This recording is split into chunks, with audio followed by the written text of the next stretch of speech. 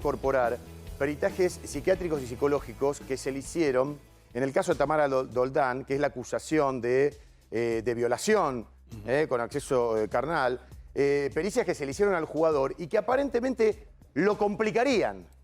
Atención con este dato. O sea, ¿se pueden utilizar esas pericias para este juicio también? Sí. ¿Para el que se está sustanciando ahora? Sin duda, porque en las cuestiones de delitos sexuales, todo lo que tiene que ver con pericias de la víctima o del posible victimario es uno de los elementos clave junto con el relato de la víctima. Entonces, a veces ocurre que en la causa en que tramitan, por alguna razón, no se realizan pericias. Muchas veces los imputados se niegan a ser periciados porque consideran que esto podría obrar como una prueba en su contra.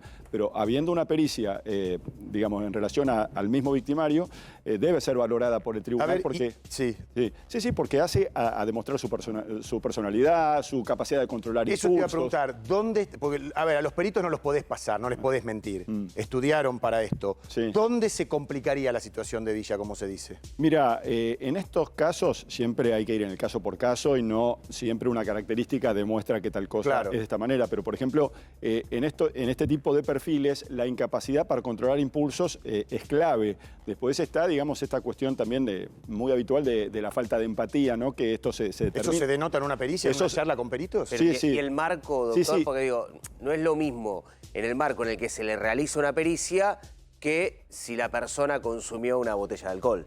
No sé, una botella de whisky como lo acusó Tamara Doldán. Sí, pero el alcohol, que digamos, en algún caso puede ser un agravante, en otro caso puede utilizarse como un atenuante de tu conducta, no modifica tu personalidad. O sea, vos a la hora de ser periciado van a emerger determinados indicadores que pueden ser compatibles con este tipo de delitos. Claro. Entonces, el que delinque sexualmente, el que agrede sexualmente, es una persona que tiende a satisfacer su propia necesidad, por ejemplo, digamos, ¿no? Es decir, no pensando en el otro.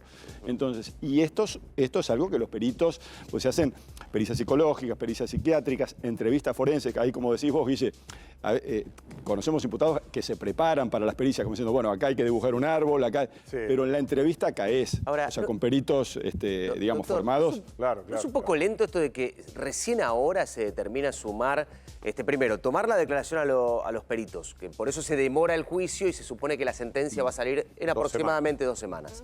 En aproximadamente 2 semanas. Digo, eso no debería hacerse al comienzo, porque ahora quieren entrevistar a los peritos que en su momento, entrevistaron en el momento de instrucción a la supuesta víctima. Claro, digo, ¿esto beneficia a quién? ¿Beneficia a Villa, que se vayan demorando los tiempos? Mira, no necesariamente. Lo que ocurre es que un juicio oral, esto, como decía un colega tuyo del periodismo deportivo, es la dinámica de lo impensado a veces, ¿no? Es decir, en el juicio oral vos tenés que recrear toda una situación, pero tenés que probarla en el marco del debate. Entonces, capaz vos venías con 5 testigos que decís, con esto gano, un testigo falleció, otro no vino. Entonces, las partes van...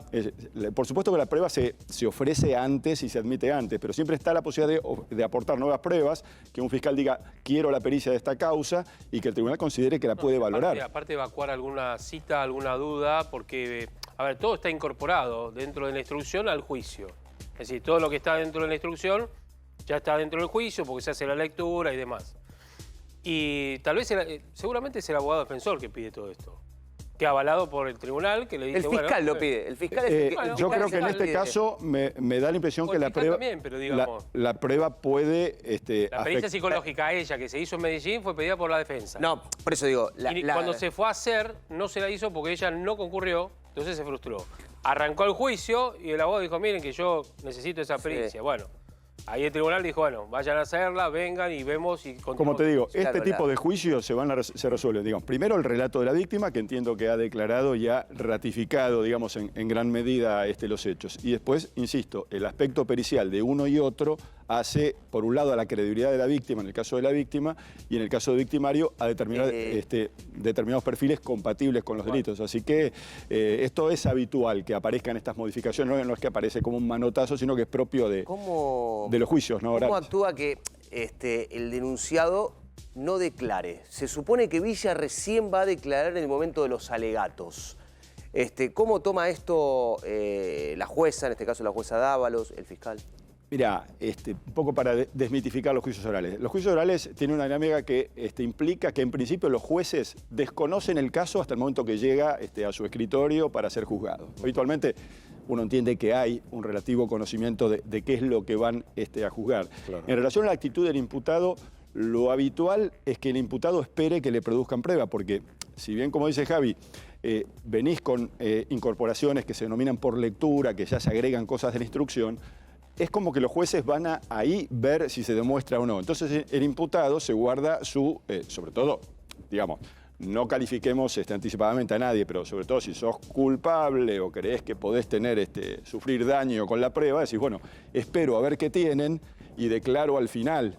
Porque vos como imputado podés declarar durante todo el juicio. Cuando se abre el juicio te dicen, ¿quiere declarar? Declare. ¿No quiere declarar? O podés declarar después de que declara un testigo, 5 veces, 10, pero generalmente el imputado se guarda, digamos, ¿no? Y va viendo qué se produce. Claro, a veces, de acuerdo como vaya el juicio, estaba previsto que declares, el abogado, ustedes dicen, no declares nada. Claro. Negate porque viene todo bien para vos. Claro, no hay pruebas, ¿no? Ahora, como el caso de los rugbyers, por ejemplo, que no declararon hasta el final. No la compliquemos. Y terminaron Lo que pasa es que este es un juicio distinto, porque estamos hablando de una estrella de fútbol. Y eso es lo que un poco da vuelta a la situación. Una persona normal, que no es conocida, vamos a decirlo, le caben las generales de la ley. Es lo que hablábamos ayer. Cuando Amor Ameal, el presidente de Boca, arriesga, ¿no? Una mirada sobre Villa, diciendo que es un buen pibe, diciendo que es una buena persona. Fíjate, evidentemente no había visto las pericias. ¿Qué pasa si esta pericia dice todo lo contrario? Exactamente. Ahora, ¿no? debería ser distinto. Digo, entiendo que es una persona pública, entiendo que quizás la jueza tiene que tomar una decisión ejemplificadora para que el resto vea. La realidad es que Tamara Doldán y Daniela Cortés son víctimas como todas las mujeres que son víctimas de violencia de género. Y escuchan al presidente de Boca que dicen que es una buena persona. Y sí, pero es que también escuchan al primo del golpeador decir, ¿cómo? ¿Él te golpeó? Porque la realidad es que el algo habrás hecho, el golpeador no va golpeando por la vida. El golpeador golpea en situaciones de vulnerabilidad de la mujer. Esa es la realidad. Sí, claro, porque el presidente de Boca, no tengo dudas de esto, que tiene un trato con Villa muy cordial. Seguramente. Claro, lo que pasa que en la intimidad... No blindes tu vida solamente a tu relación con Villa. Claro. Villa es su circunstancia también y ahora está en medio de un juicio. Sí, es una declaración. Y va a tener otro. Poco afortunada. Es desagradable para la mujer que lo escucha, Darío, porque, viste, escuchás al presidente del club, Tamara Doldán, que incluso se declaró fanática de Boca, que decía que lo conoció a Villa por ser fanática del club.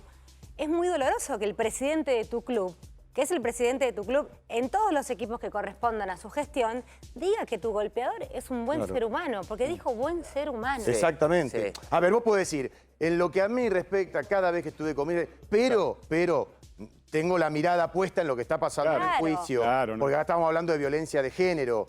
O sea, ecuanimidad, señores, ecuanimidad. Una cosa es decir, no tenemos observaciones sobre su conducta deportiva, lo que hace a su trabajo, es una cosa, pero ya arriesgar una mirada más global realmente es un poco también reforzar el poder de ese posible victimario hacia la mirada de la víctima. Ahora, lo hizo, a ver, pensemos, especulemos, ¿pudo haberlo hecho para favorecerlo en el juicio? ¿Lo habrá hecho motu propio? No entiendo, porque no aparece nunca. Para mí fue y cuando aparece, dice estas cosas. La prudencia te indica, es decir, sabés, o sea, tenés el conocimiento de que hay un juicio que se está desarrollando, entonces, siendo vos una autoridad, la prudencia te indica, bueno, abstenete, deja que el juicio se resuelva, y ahí es una declaración desafortunada. Mientras tanto, te digo que Villa hoy volvió a los entrenamientos de Boca. Ayer no entrenó porque por Meet estuvo, o sea, por videoconferencia, estuvo asistiendo al juicio. Hoy va a entrenar y mañana va a jugar. Salvo que suceda algo muy raro, hoy va a entrenar, está entrenando ya de hecho, y mañana va a jugar frente a Racing. Ajá. Bueno, a ver, una situación que muchos también critican, teniendo en cuenta los antecedentes que hubo, como decíamos ayer, con el caso de Jorge Martínez, pero tiene derecho a trabajar. Su trabajo es salir a jugar con la pelotita mañana a la noche contra Racing. Sí. O sea, eso no se lo puede negar. Lo que ha demostrado Villa en líneas generales es que su rendimiento no ha mermado. En líneas generales, Villa hoy juega mejor que antes de las denuncias. Y sigue siendo un jugador muy importante en Boca y por eso juega. La mayoría de las personas son afectadas en su trabajo con denuncias de estas características. Aunque seas inocente, porque tenés que someterte a un juicio. Exactamente. No. Ahora digo yo, el club quizás podría tener una reacción más expectante, decir, bueno, En cuanto a su derecho a trabajar, no se lo suspende, no se le suspende el sueldo. Pero ¿por qué no suspenderlo en lo que es el juego y que, bueno, que quede expectante? Porque también ya el ponerlo en cancha es una situación... Uno no quiere ir contra el derecho al trabajo, pero nadie está hablando de que está despedido.